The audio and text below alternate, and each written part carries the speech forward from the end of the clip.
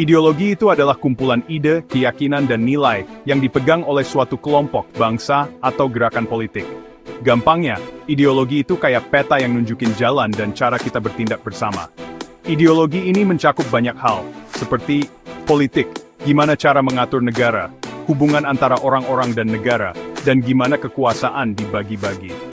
Ekonomi, sistem produksi, distribusi, dan konsumsi barang dan jasa.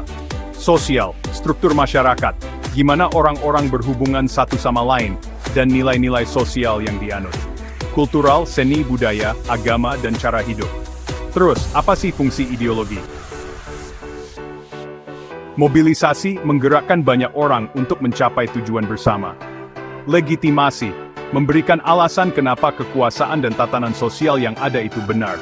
Orientasi, memberikan arah dan tujuan bagi orang-orang dalam masyarakat. Identitas, membentuk identitas kelompok dan membedakannya dengan kelompok lain. Sekarang yuk kita lihat sejarah singkat ideologi. Ideologi modern pertama kali diperkenalkan oleh Antoine Descartes de Tracy pada akhir abad ke-14. Dia memandang ideologi sebagai ilmu gagasan yang bertujuan untuk mengembangkan sistem gagasan yang logis dan masuk akal.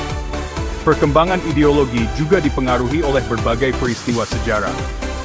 Pencerahan, gerakan intelektual yang mendorong penggunaan akal budi dan nalar. Revolusi Prancis, mengguncang Prancis dan memunculkan ideologi nasionalisme dan liberalisme. Revolusi industri, mengubah sistem produksi dan memunculkan ideologi sosialisme dan komunisme. Abad ke-20, peristiwa besar seperti Perang Dunia dan Perang Dingin memunculkan ideologi fasisme dan nazisme. Sekarang kita masuk ke ideologi-ideologi utama yang ada di dunia. Subtly, liberalisme, menekankan kebebasan individu, hak asasi manusia, dan pasar bebas. Sosialisme, menekankan kepemilikan bersama atas alat produksi dan distribusi kekayaan secara adil. Komunisme, bentuk ekstrem dari sosialisme yang ingin menciptakan masyarakat tanpa kelas. Fasisme, ideologi otoriter yang menekankan nasionalisme ekstrem dan militerisme. Nazisme, bentuk khusus dari fasisme yang dikembangkan oleh Partai Nazi di Jerman. Di Indonesia, kita punya ideologi yang sangat istimewa, yaitu Pancasila. Pancasila memadukan nilai-nilai agama, kebangsaan, dan kemanusiaan. Ini adalah dasar negara kita yang memandu kehidupan berbangsa dan bernegara. Ideologi-ideologi ini nggak cuma mempengaruhi negara tempatnya berkembang, tapi juga cara kita menjalani hidup sehari-hari. Oke, pertama ada liberalisme. Ideologi ini fokus banget sama kebebasan individu, hak asasi manusia, dan pasar bebas. Jadi dalam liberalisme, setiap orang bebas memilih jalan hidupnya sendiri, asalkan tidak merugikan orang lain. Lanjut, ada sosialisme. Ideologi ini menekankan kepemilikan bersama atas alat produksi dan distribusi kekayaan secara adil. Tujuannya adalah mengurangi kesenjangan sosial dan memastikan semua orang mendapat bagian yang adil dari kekayaan. Terus, ada komunisme, bentuk ekstrem dari sosialisme. Komunisme ingin menciptakan masyarakat tanpa kelas, di mana semua orang memiliki dan mengendalikan alat produksi secara bersama-sama. Nah, ada juga fasisme. Ideologi ini otoriter, fokus pada nasionalisme ekstrem, militerisme, dan seringkali mengunggulkan ras tertentu. Contohnya adalah rezim Mussolini di Italia. Jangan lupa, ada juga nazisme, bentuk khusus dari fasisme yang dikembangkan oleh Partai Nazi di Jerman. Ideologi ini sangat rasis dan menyebabkan salah satu tragedi terbesar dalam sejarah, yaitu Holocaust. Kita juga punya ideologi negara kita, Pancasila. Pancasila memadukan nilai-nilai agama, kebangsaan, dan kemanusiaan. Pancasila menjadi dasar dari semua hukum dan peraturan di Indonesia. Selain ideologi-ideologi besar tadi, ada juga beberapa ideologi lainnya yang berkembang di berbagai negara dan budaya. Misalnya Konfusianisme di Cina, yang menekankan hierarki sosial, kesopanan dan pendidikan. Lalu ada Hinduisme di India, yang fokus pada karma, dharma dan moksha. Buddhisme juga penting, yang mengajarkan tentang penderitaan, keinginan dan jalan menuju pencerahan. Nggak ketinggalan, ada Islam yang menekankan tauhid atau keesaan Tuhan, Nabi Muhammad dan Al-Quran. Dan terakhir, ada Kristen, yang mengajarkan bahwa Yesus Kristus adalah Tuhan dan Juru Selamat. Ideologi-ideologi ini bisa saling mempengaruhi dan berkembang seiring waktu dan perubahan kondisi sosial. Jadi, penting banget untuk memahami berbagai ideologi ini, agar kita bisa hidup berdampingan dengan harmonis. Kita semua pasti tahu kalau Pancasila adalah dasar negara kita. Nah, di sila pertama, yaitu ketuhanan yang Maha Esa, secara jelas mengakui keberadaan Tuhan. Artinya, agama punya tempat yang penting banget di negara kita. Mengakui keberagaman Pancasila itu keren, karena dia mengakui dan menghormati semua agama yang ada di Indonesia.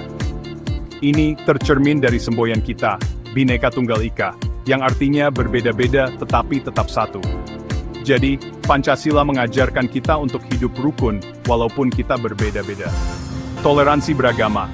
Pancasila juga mendorong kita untuk saling toleransi antar umat beragama. Kita semua bebas untuk memeluk agama dan beribadah sesuai keyakinan kita masing-masing. Toleransi ini penting banget untuk menjaga perdamaian dan keharmonisan di Indonesia.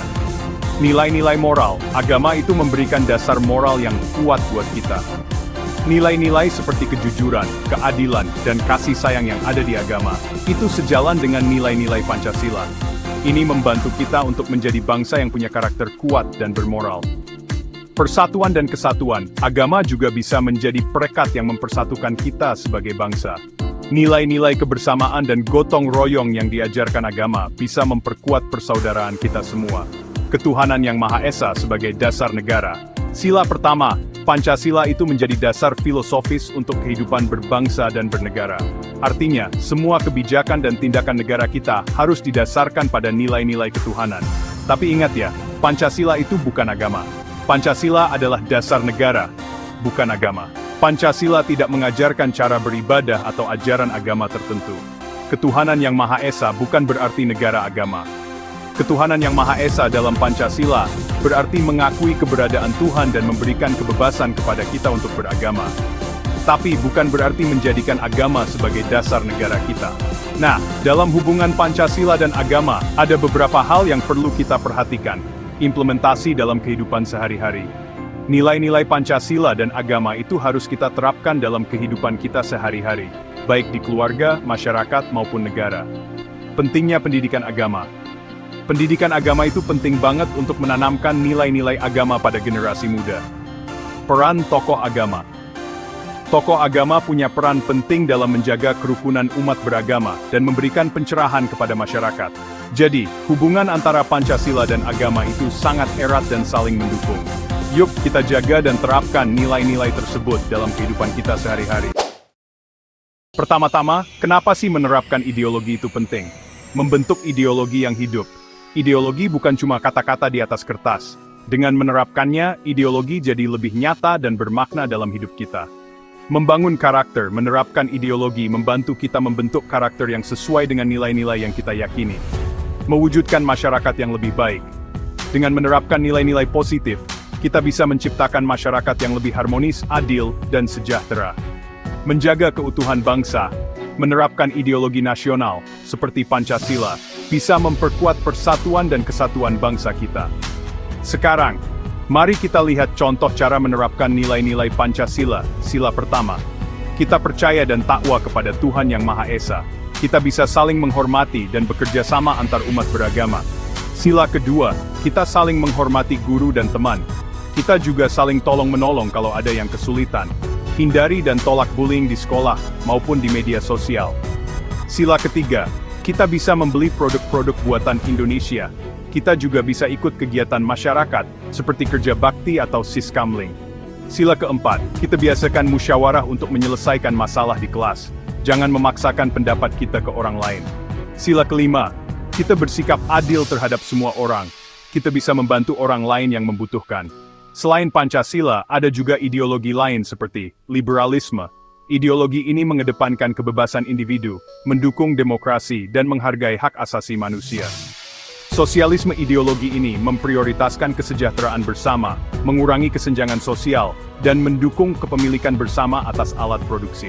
Tapi, menerapkan ideologi juga ada tantangannya nih. Perbedaan pemahaman. Setiap orang punya cara pandang yang berbeda terhadap ideologi. Kondisi sosial dan ekonomi. Kondisi sosial dan ekonomi yang rumit bisa menghambat penerapan nilai-nilai ideologi. Perubahan zaman. Nilai-nilai ideologi perlu diadaptasi dengan perkembangan zaman agar tetap relevan. Nah, gimana cara kita meningkatkan penerapan nilai-nilai ideologi? Pendidikan.